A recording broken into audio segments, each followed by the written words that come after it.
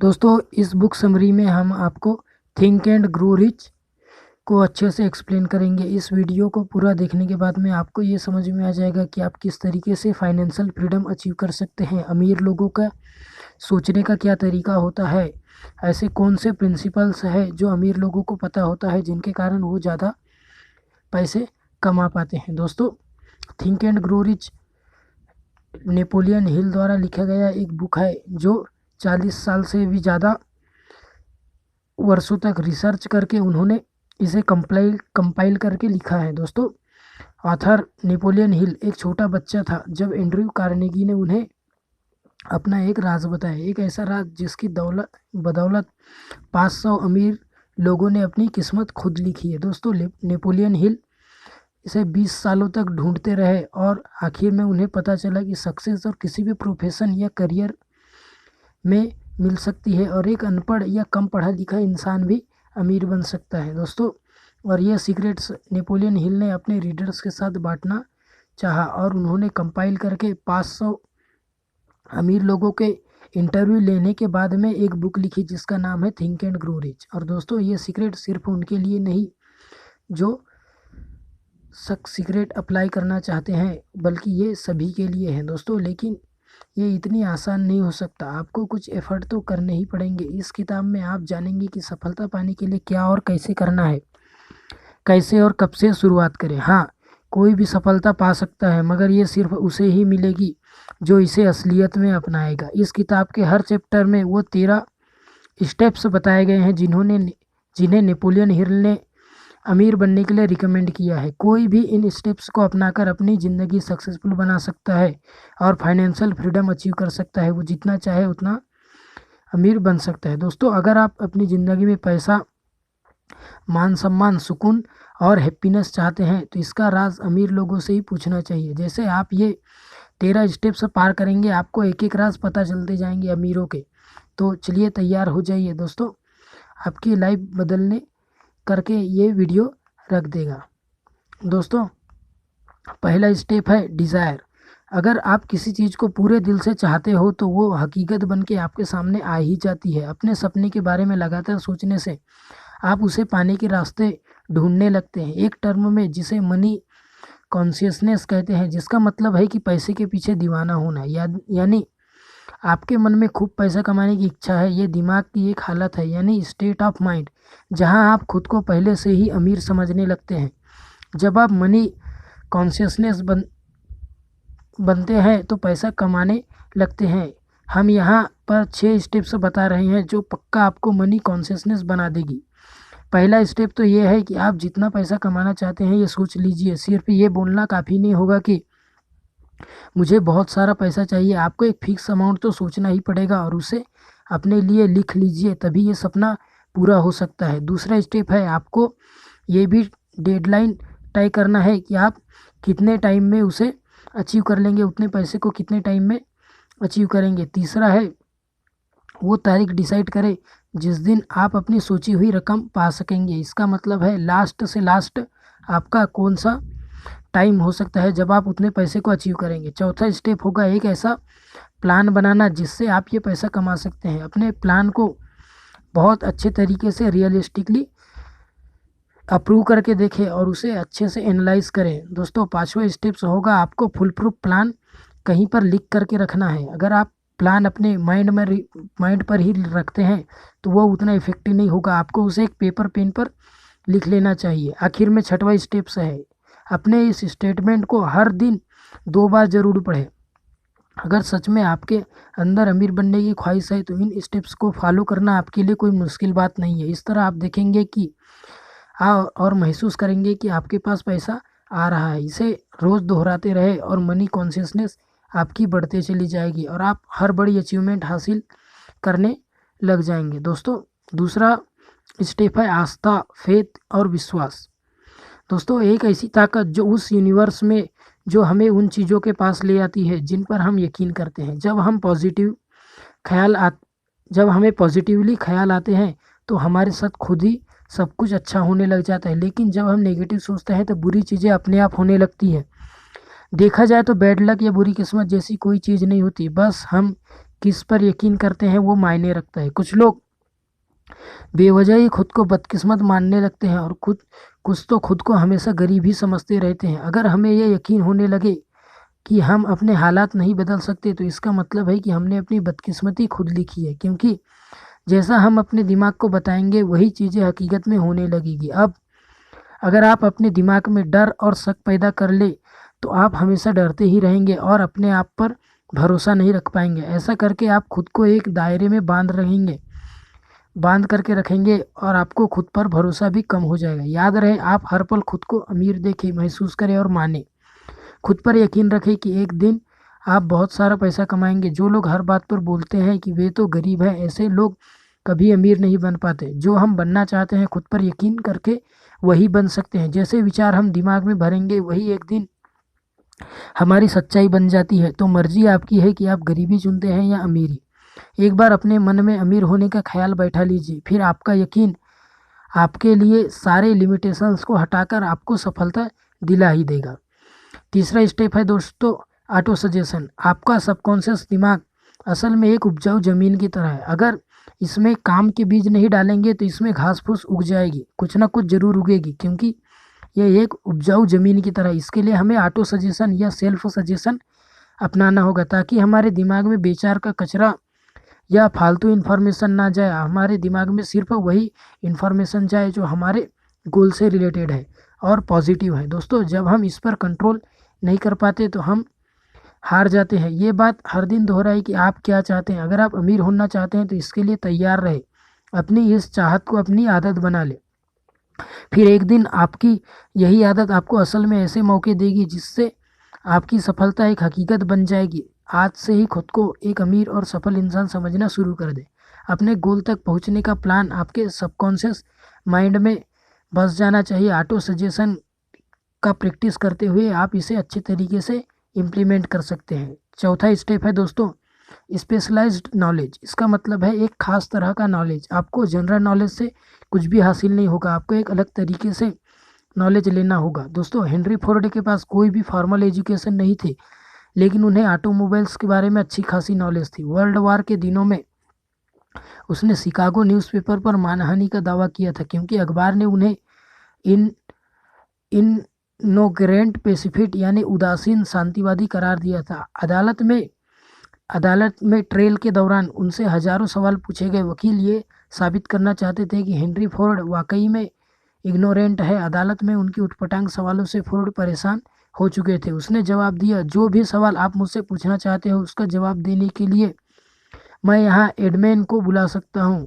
अब क्या आप मुझे बताएंगे कि जब मैं आदमियों को काम में रख सकता हूँ तो मुझे हर बात की जानकारी दे, तो मुझे अपने दिमाग में इतनी नॉलेज भरने की क्या ज़रूरत है। फोर्ड के इस जवाब से अदालत में सन्नाटा छा गया। फोर्ड के पास कोई खास जनरल नॉलेज नहीं थी, मगर अपने काम की उसे खास नॉलेज ज़रूर थी।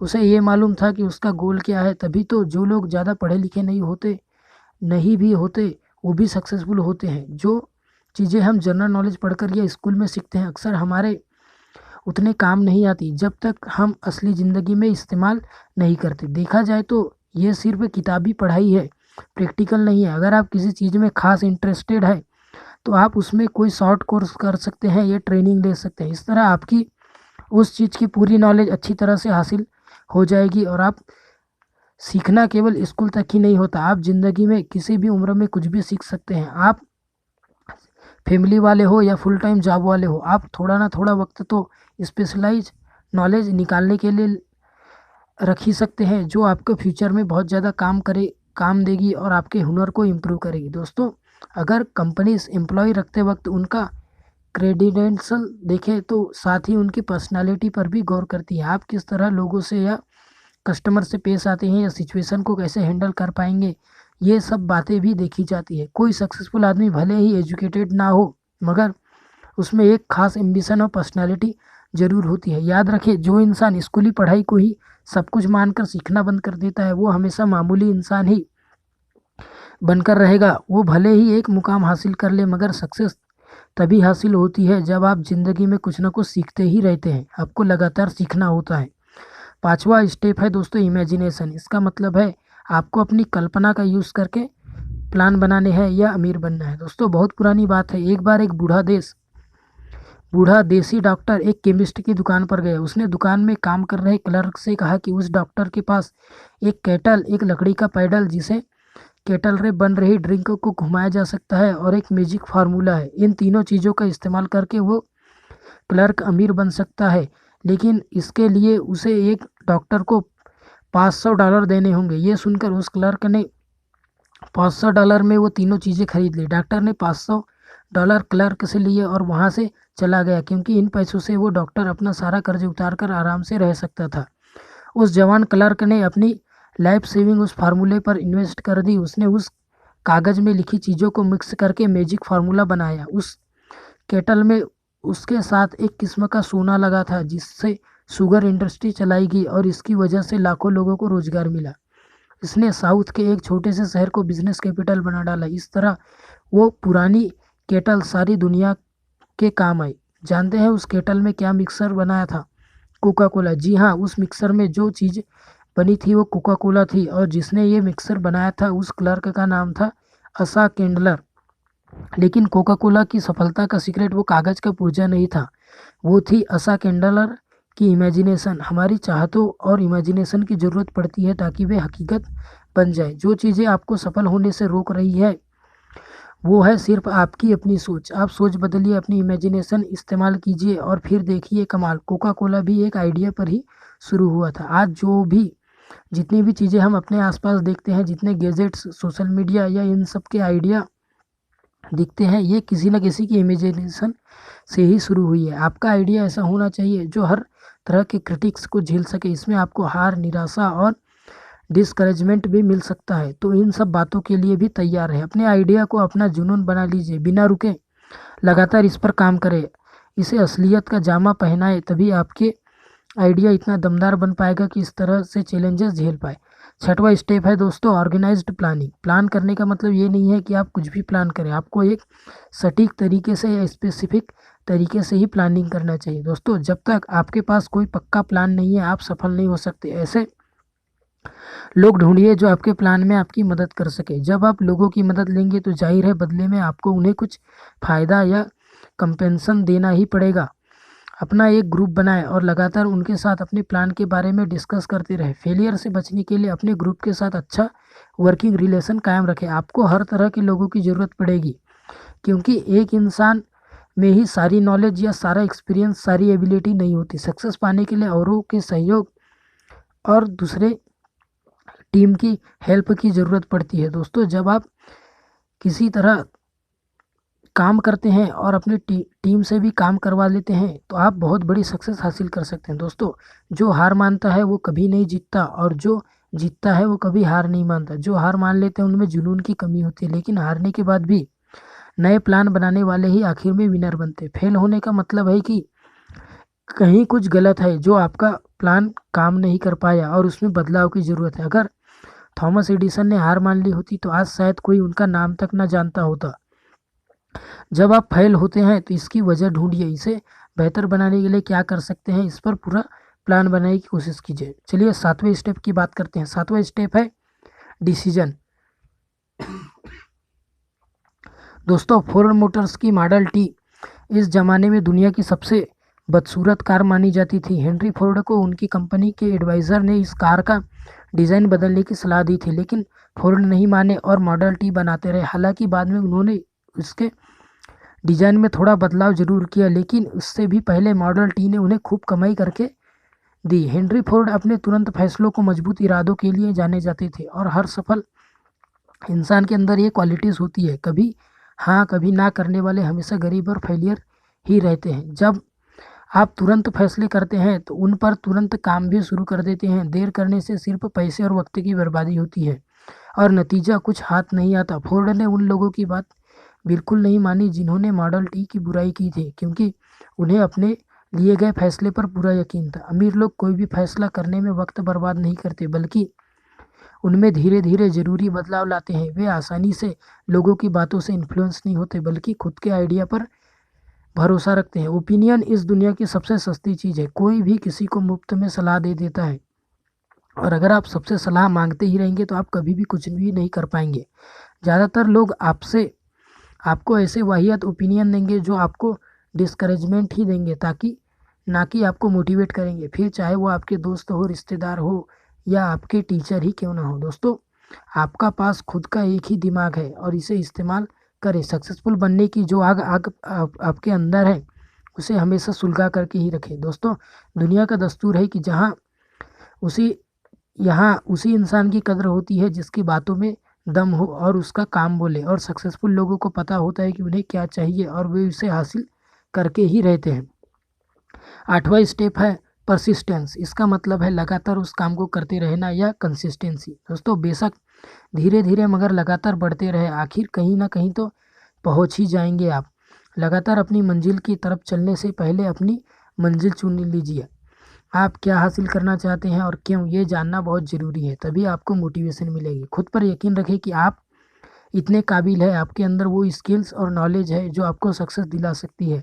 अपने लिए एक सही प्लान तैयार करें। जो इस प्लान में आपकी मदद कर रहे हैं उन साथियों के साथ अच्छा रिलेशन मेंटेन करें। अपनी विल पावर को परख ले और फिर अपने प्लान पर फोकस करें। सबसे पहले ज़रूरी है कि अपने मन का डर भगा दे। जो डरता है वो कुछ नहीं कर पाता है। कितने ही ऐसे लोग हैं जो एक बड़े ब्रेक के इंतज़ार में बैठे हैं। कोई मनपसंद जॉब या बिजनेस अपॉर्चुनिटी उनके लिए एक बड़ा ब्रेक हो सकता है, लेकिन ऐसे लोग डिसअपॉइंटेड रहते हैं। ब्रेक पाने के लिए उतने ही एफर्ट्स भी करने पड़ते हैं। ये अचानक नहीं मिल पाता, क्योंकि हम अपनी बिग ब्रेक पा सकते हैं जब हम प्लानिंग करते हैं और उस रास्ते पर चल लेते हैं। दोस्तों, अब कुछ लोग ऐसे भी होंगे जिन्होंने अपनी स्ट्रॉन्ग डिज़ायर और ख़ास प्लान में ये मौका पाया होगा मगर सफल नहीं हुए होंगे।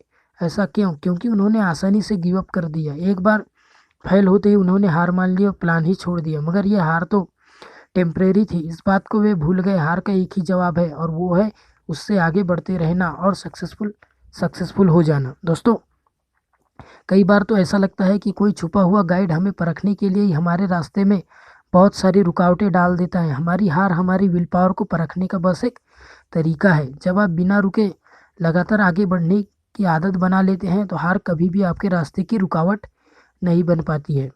चलिए 9वें स्टेप की बात करते हैं। 9वां स्टेप है पावर ऑफ मास्टरमाइंड। इसका मतलब है बड़े बड़े इंटेलिजेंट लोगों का ग्रुप बना करके सारे लोगों के दिमाग को कंबाइन करके जो माइंड बनता है उसे ही मास्टरमाइंड कहते हैं।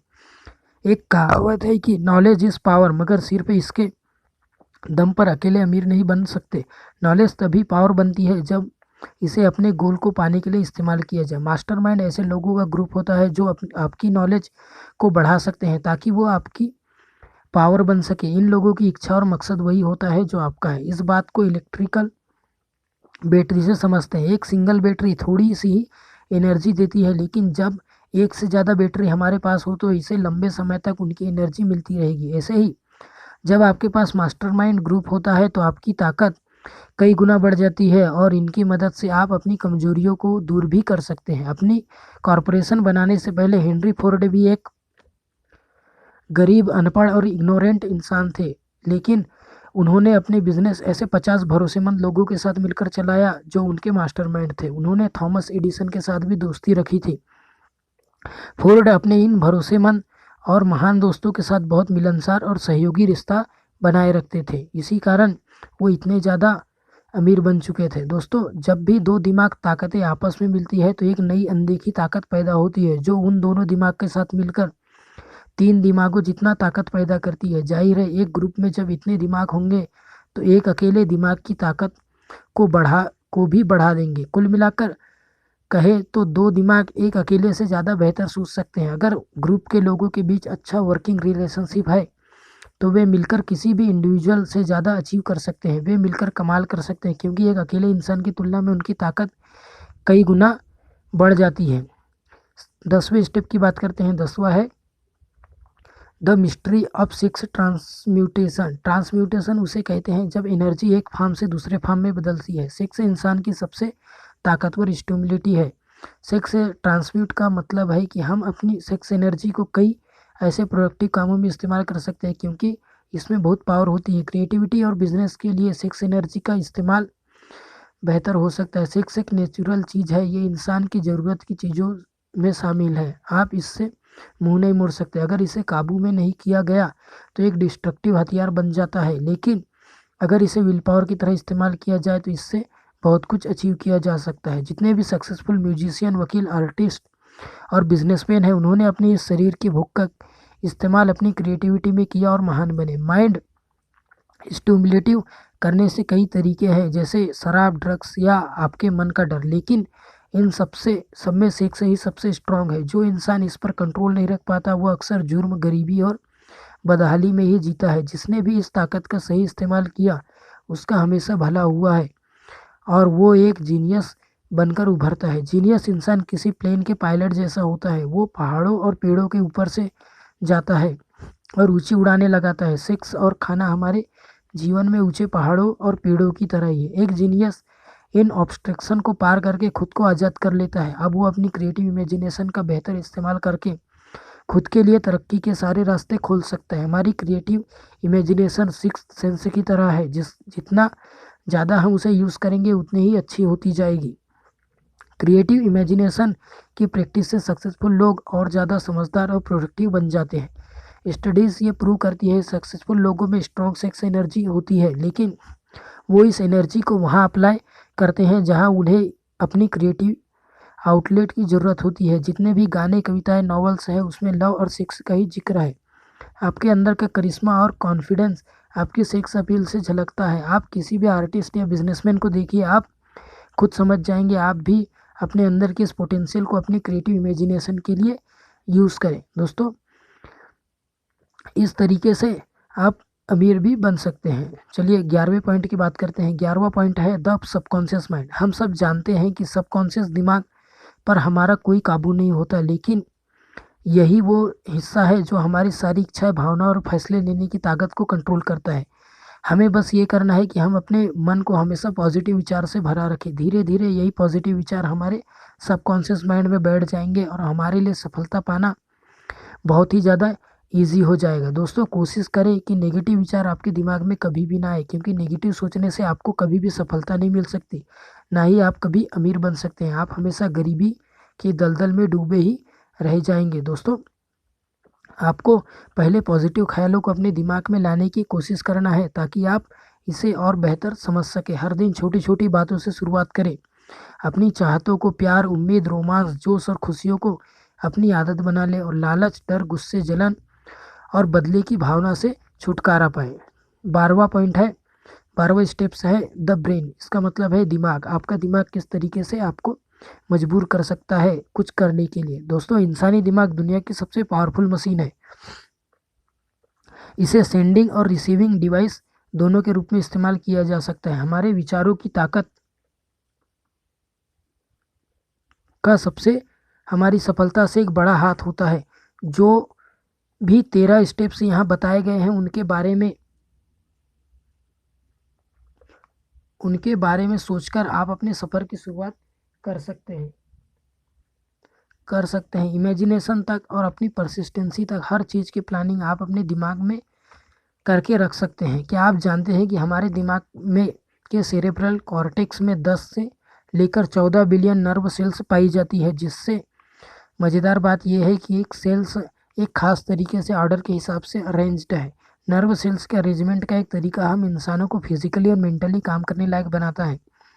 हमारे इमोशनल और मेंटल स्टेट के लिए हमारा ब्रेन ही जिम्मेदार होता है। ये बिल्कुल सच है कि हम वाकई में सोचने की ताकत से ही अमीर बन सकते हैं। अपने दिमाग में पॉजिटिव विचारों को भरकर हम अपने लिए अच्छे मौके खुद ही ढूंढ सकते हैं। हमें जुनून को हम असलियत में उतार सकते हैं, अपने सपने पूरे कर सकते हैं। हमारे अंदर वो पावर है कि हम तुरंत फैसले भी ले सकते हैं और हारने पर फिर से कोशिश कर सकते हैं। और हम अपनी सेक्सुअल एनर्जी का इस्तेमाल अपनी क्रिएटिविटी निखारने के लिए भी कर सकते हैं, और ये सब हमारे एक छोटे से दिमाग के अंदर ही हो सकता है। दोस्तों, दिमाग एक बहुत पावरफुल टूल है। अगर आप इसे अच्छे से यूज़ कर सकते हैं तो आप जो चाहे वो अचीव कर सकते हैं। 13वां पॉइंट है द सिक्स्थ सेंस। 13वां स्टेप। दोस्तों, अमीर और सक्सेसफुल बनने के लिए इन 13 स्टेप्स का आखिरी स्टेप है सिक्स्थ सेंस। जब आप बाकी से 12 स्टेप से महारत हासिल कर लेंगे तब आप इस सिक्स्थ सेंस तक पहुंच जाएंगे। और सिक्स्थ सेंस हमारे सबकॉन्शियस माइंड का ही हिस्सा है जो हमारी क्रिएटिव इमेजिनेशन को संभालता है। हमें दुनिया की इनफाइनाइट इंटेलिजेंस से जोड़ता है। कभी कभी हम विचारों को अपने दिमाग में फ्लैश की तरह देखते हैं, जिसे हंचेस कहते हैं। ऐसा तब होता है जब हमारी सिक्स सेंस काम कर रही होती है, लेकिन इसे हर कोई महसूस नहीं कर सकता। बहुत गहराई से ध्यान लगाने से ही हम इसे अचीव कर सकते हैं। जितने भी महान लोग हुए हैं, जैसे Thomas Edison, Abraham Lincoln, Mohammed वगैरह, वे अपने सिक्स सेंस को यूज़ करके ही महान बन पाए। अपने इन्हीं हंचेस से उन्हें कुछ बड़ा काम करने की मोटिवेशन मिलती रही है। सिक्स सेंस हमारी मेंटल और स्पिरिचुअल स्टेट दोनों को जोड़ती है। ये एक मीडियम की तरह काम करती है जो हमारे दिमाग को इस अनंत ब्रह्मांड के साथ कनेक्ट करता है। हमारी सिक्स सेंस ना केवल हमें क्रिएटिव आइडियाज़ देती है, बल्कि कई बार आने वाले खतरों का भी इशारा देती है। यह आपको पहले से ही सचेत कर देती है कि आपके साथ कुछ अच्छा या कुछ बुरा होने वाला है। दोस्तों, इनफाइनाइट इंटेलिजेंट वो पावर है जो दुनिया की हर चीज़ के कण यानी एटम में होती है। इसके अंदर पूरे ब्रह्मांड की एनर्जी समाई होती है। यही वो शक्ति है जिससे पानी हमेशा नीचे की ओर ही बहता है, रात के बाद दिन निकलता है, सर्दी के बाद गर्मी आती है। इसी की वजह से ब्रह्मांड की हर चीज़ एक दूसरे से किसी न किसी रूप में इंटरडिपेंडेंट है। दोस्तों, सिक्स सेंस के जरिए आप जो चाहे वो पा सकते हैं, क्योंकि ये आपको फुल पावर देती है। दोस्तों, डर के 6 भूतों को अपने मन से कैसे भगाएं। कुछ ऐसे छुपे हुए दुश्मन होते हैं जो हमें दौलतमंद नहीं बनने देते। वो दुश्मन है असमंजस, शक, चिंता और नेगेटिव ख्याल। इनमें से एक भी ख्याल आपके मन में है तो बाकी खुद ही अपने आप ही आ जाते हैं। इनसे लड़कर या इनसे छुटकारा पाकर ही आप कुछ कर सकते हैं। ये 6 डर इस प्रकार है। पहला है गरीबी का डर, दूसरा है आलोचना का डर, तीसरा है खराब सेहत का डर, चौथा है प्यार खोने का डर, पांचवा है बुढ़ापे का डर और छठवा है मौत का डर। दोस्तों, इनमें से हर डर हमारी काबिलियत को कम कर देता है, इसे एक लिमिट में बांधने लगता है, मगर असलियत में ये सभी डर सिर्फ हमारे दिमाग की उपज है और कुछ नहीं। इसका सीधा मतलब है कि इस डर पर काबू पाया जा सकता है। एक ऐसी चीज़ जिस पर पूरी तरह से कंट्रोल होता है वो है हमारे थॉट्स। जैसे कि कोई ख्याल हमारे दिमाग में आता है, उसी वक्त वो फिजिकल हो जाता है। यही सबसे बड़ी पावर है। जो ख्याल हमारे दिमाग में घूम रहे हैं वही हमारे सोशल, प्रोफेशनल और फाइनेंशियल डेस्टिनी बन जाते हैं। जब आप लगातार बीमारी के बारे में सोचते हैं तो सच में आप बीमार पड़ने लग जाते हैं। ये मानी हुई बात है। इसलिए तो कहते हैं कि हमें अपनी विल पावर स्ट्रांग रखनी चाहिए। दोस्तों, कुछ लोग बाकियों के मुकाबले ज़्यादा किस्मत वाले, सुपीरियर लगते हैं। ऐसा उनकी थिंकिंग की वजह से होता है। वे खुद को लकी और बेहतर समझते हैं, तो बाकी भी उन्हें ऐसे ही देखते हैं। जैसा हम सोचते हैं वही हम बनते हैं। जब कोई आपकी आलोचना करे तो उसे दिल पे ना ले। अपना विल पावर को क्रिटिक्स से कमज़ोर ना होने दे। उन रिश्तेदारों को बिल्कुल भी ना सुने जो आपसे कह सकते हैं कि आप ये नहीं कर सकते। क्रिटिक्स की बातों पर ध्यान देने से आपकी इमेजिनेशन तो बर्बाद होगी ही, ये आपके कॉन्फिडेंस को भी कम कर देगा और इंडिविजुअल तौर पर आपकी काबिलियत उभर नहीं पाएगी। इसलिए अपने कान बंद कर लीजिए ताकि आप उनकी बात सुन ही ना सके। अपने दिमाग के सब दरवाजे उन लोगों के लिए बंद कर लो जो आपको हर तरह से डिप्रेस या डिस्करेज करते हैं। खुद को हर चिंता से दूर रखें। कभी ना सोचे कि लोग क्या सोचेंगे। बुढ़ापे और मौत की हकीकत स्वीकार करें, क्योंकि ये एक दिन सबको आएगी। अगर आप प्यार को खोने से डरते हैं तो खुद से प्यार करना सीख लें। ज़िंदगी में ऐसा कुछ भी नहीं जिसकी वजह से आपको चिंता करनी पड़े। अपने लिए मन की शांति और खुशियाँ चुनें। दोस्तों, अगर आपको ये बुक समरी बहुत अच्छी लगी तो इसे अपने लाइफ में अप्लाई करें। जितने 13 स्टेप्स और जो 6 डर के बारे में हमने इस बुक समरी में आपको बताया है उन्हें अच्छे तरीके से अंडरस्टैंड करें और अपने लाइफ में जो भी फॉलो करने की कोशिश कर सकते हैं वो करने की कोशिश करें। आप जहाँ इसे अप्लाई कर सकते हैं वहाँ अप्लाई करें और आप बहुत जल्दी ही अपने लाइफ में एक चैम्पियन बन जाएंगे। धन्यवाद।